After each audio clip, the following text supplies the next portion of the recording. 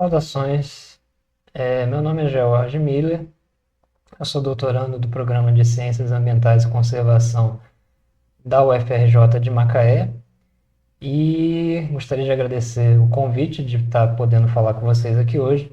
E eu vou falar da importância da vegetação do município de Búzios no enfrentamento aí da questão das mudanças climáticas. Então, primeiro trazer uma contextualização regional na qual Búzios está inserida, né? Búzios ele está dentro dessa unidade biogeográfica que é chamada do Centro de Diversidade Vegetal de Cabo Frio, que é essa região que vai aqui de Saquarema até a foz do Rio São João, e que se dá principalmente pela sua característica de clima semiárido, que é um clima mais seco, né, em comparação com as outras áreas do estado que são mais úmidas.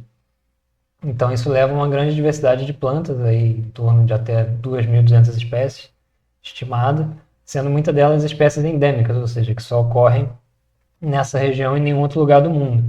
Acho que o exemplo mais emblemático disso é o cacto cabeça de velho, né?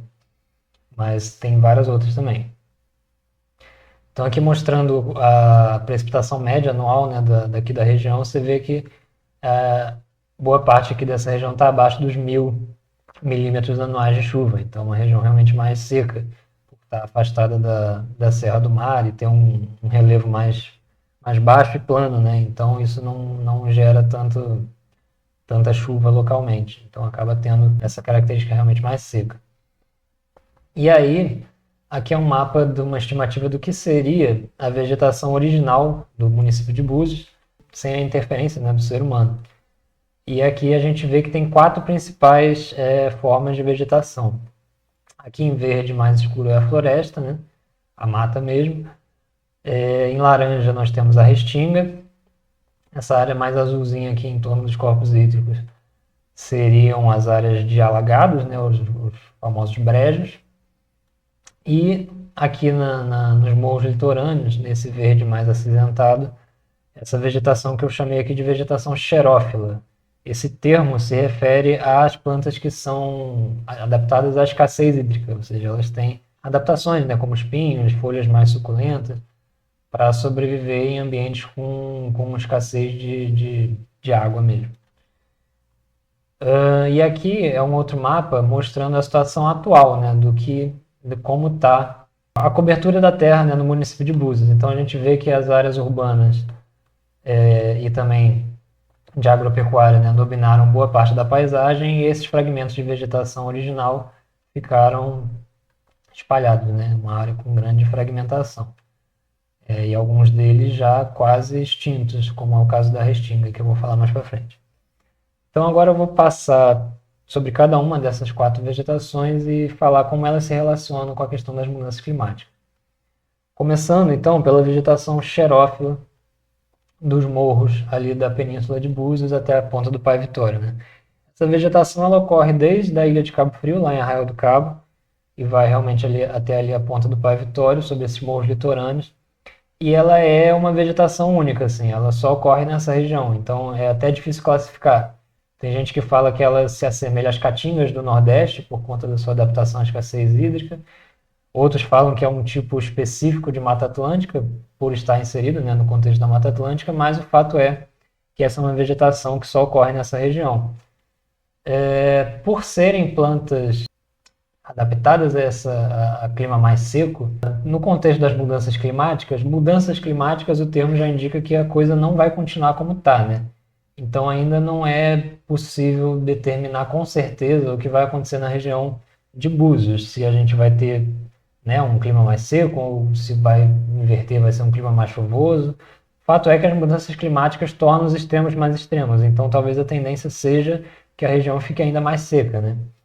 E aí essa vegetação ela acaba sendo uma espécie de fonte de espécies mesmo que podem se adaptar, que já são adaptadas, na verdade, a essa condição mais seca.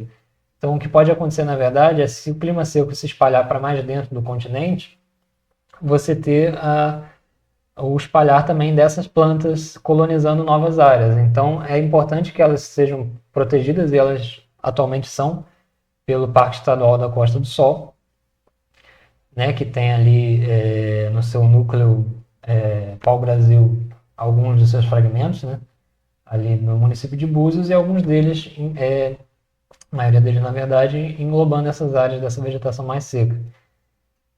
Aí aqui o segundo tipo de vegetação que vamos falar é sobre a restinga, né? A restinga, ela é essa vegetação que ocorre sobre as planícies litorâneas, né? As planícies arenosas, sempre sobre solo arenoso, na parte do litoral, e ela tem essa função principal de fixar esse substrato, né? Essa areia. Então ela impede que essa areia seja movida por movimentos tanto das ondas do mar mesmo, quanto dos ventos. Então por isso até que ela é considerada uma área de preservação permanente, né, as restingas, porque ela tem essa importância como fixadora de dunas. E no contexto das mudanças climáticas, a importância da restinga é justamente essa sua função ecológica de fixar esses cordões, formando essa barreira que impede que a água avance para dentro do continente. Então, no contexto de mudanças climáticas, onde você tem aí esperado que haja um aumento do nível do mar, você ter a vegetação de restinga protegida ajuda a proteger essa linha de costa e impedir essa erosão costeira e os alagamentos, as enchentes que podem acontecer com esse eventual aumento do nível do mar. O problema é que em Búzios, como a gente vê, as áreas de restinga elas já foram praticamente todas tomadas por urbanização. Então, nesse sentido, o município de Búzios ele tem uma resiliência muito baixa com relação à proteção da erosão costeira e do avanço do nível do mar. Então, na verdade, com a perda dessa vegetação de restinga, o município também perdeu um serviço ecossistêmico que era oferecido de graça. E aí, para você fazer intervenções para conter, né, essa erosão costeira, esse avanço do nível do mar, o poder público acaba tendo um gasto muito maior, porque você vai precisar de obras de engenharia e tal, que não seriam necessárias caso a vegetação ainda tivesse preservada de restinga.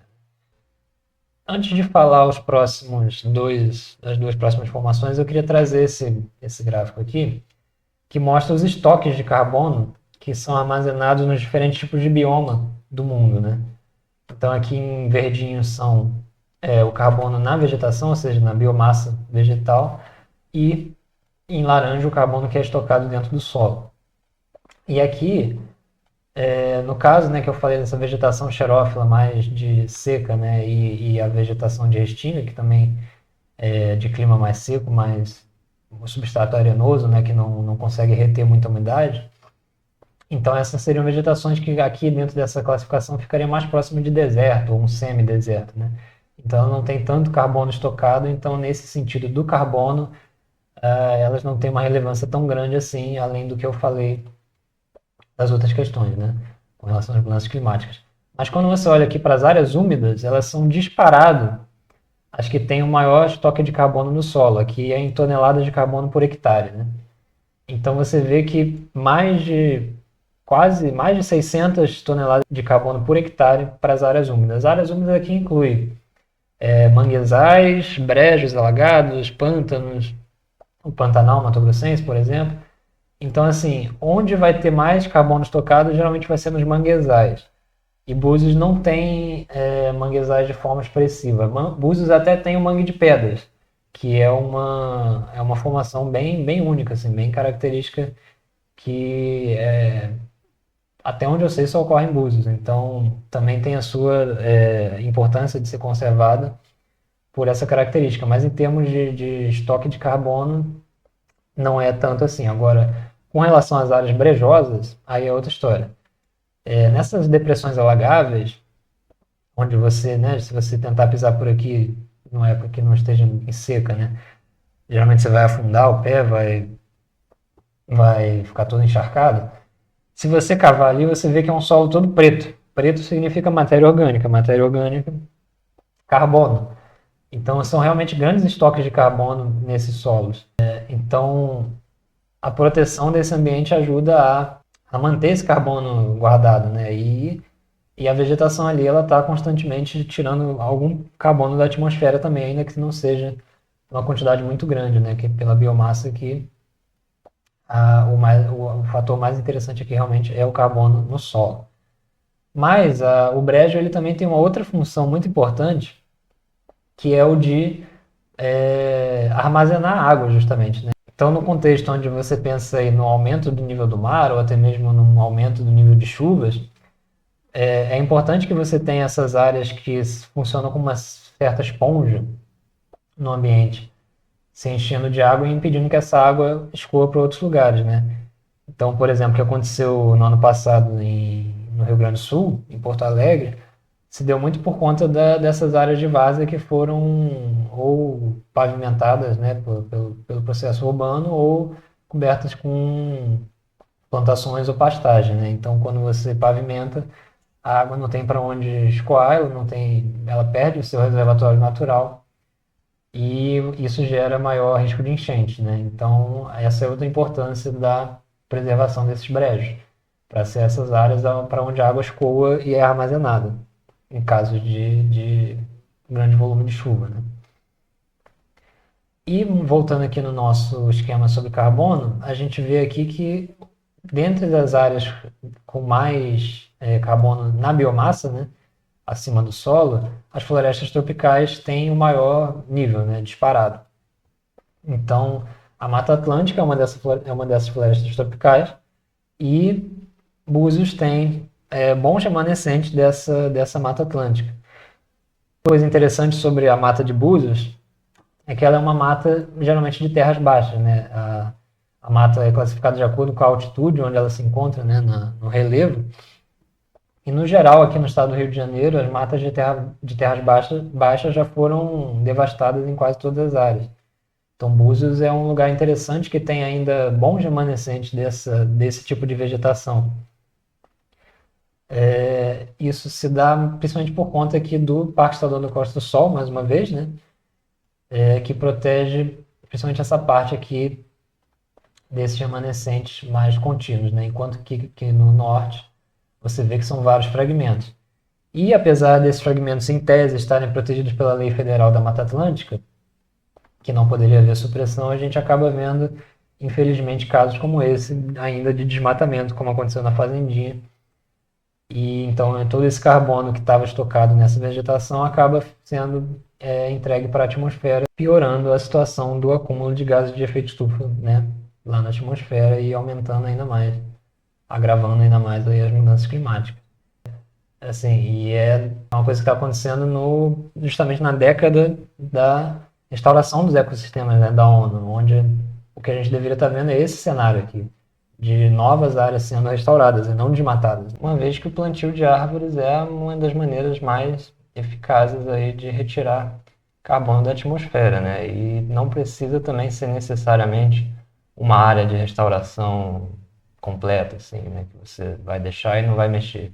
Também é possível capturar esse carbono através de sistemas produtivos, como sistemas agroflorestais, onde você produz alimentos plantando árvores, né?